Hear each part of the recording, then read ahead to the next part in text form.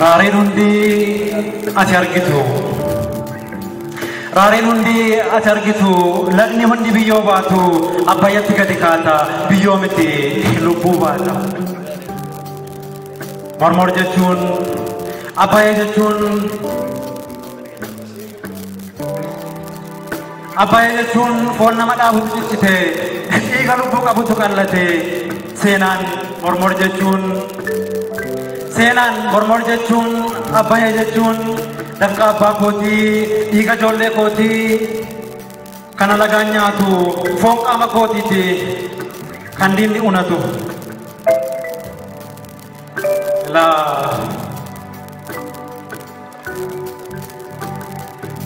Ilaa danfi dhiigaa jabaan tabbayyaa beeku luqqa'ee ciccitee laga taa'ee yaa'u mormorii abbayyaadha dhiiga kootii dhiiga keedha kanaaf qabnee hiine yakkamaadha.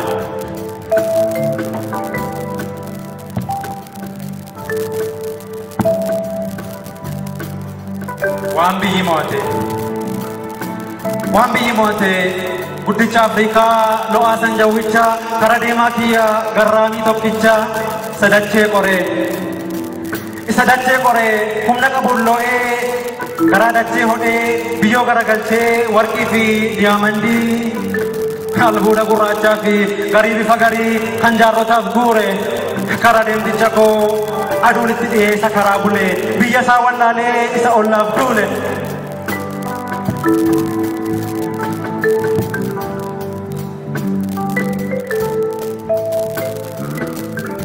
Abbayya koo Naayil, abbayya gurraacha, abbayya koo booruu, isa garaan aarii, aasxaa koo kallacha. Biyya koo qabe, biyya xiqqoof qore, dhalootatu wal ta'ee hudhee isa qabe. Humni kee humna bishaanii haa ta'uun kunoo jijjiiramee, humni dhaloota koo abbayya mo'ate, kunoo bishaan qabe, kunoo bishaan mo'e, afoolluu mo'ame.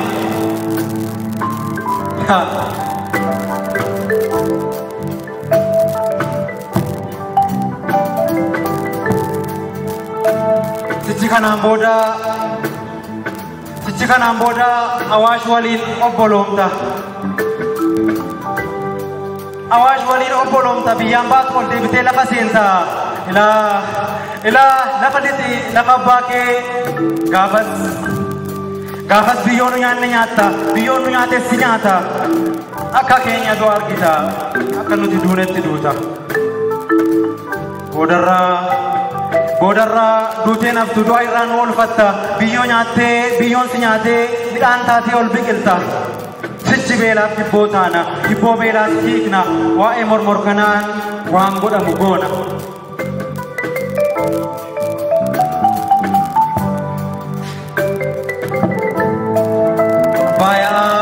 Abbaa biyyaa abbayya wabii aayyaa dhalootatu dammaqe harka tokko ta'e sabbata aayyoo ikee biyyatu ittiin ife tokkummaan mul'ate biyyatu ol ka'ee addunyaan argite labatatu seenaa ol kaa'e seenaatu barraa'e.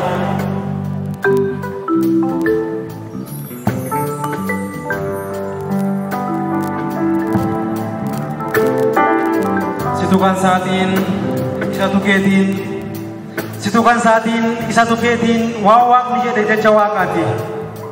Dagalee biyyaa dhiiga gurraacha mallattoon kee abbayicha.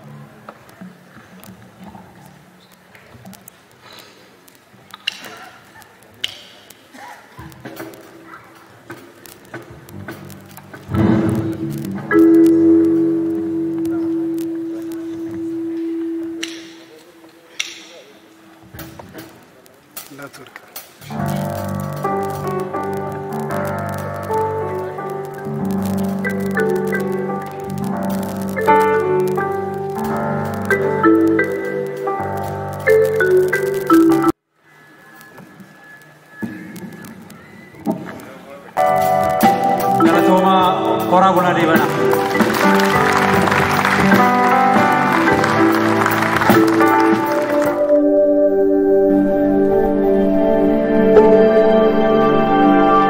Entertainment Serial.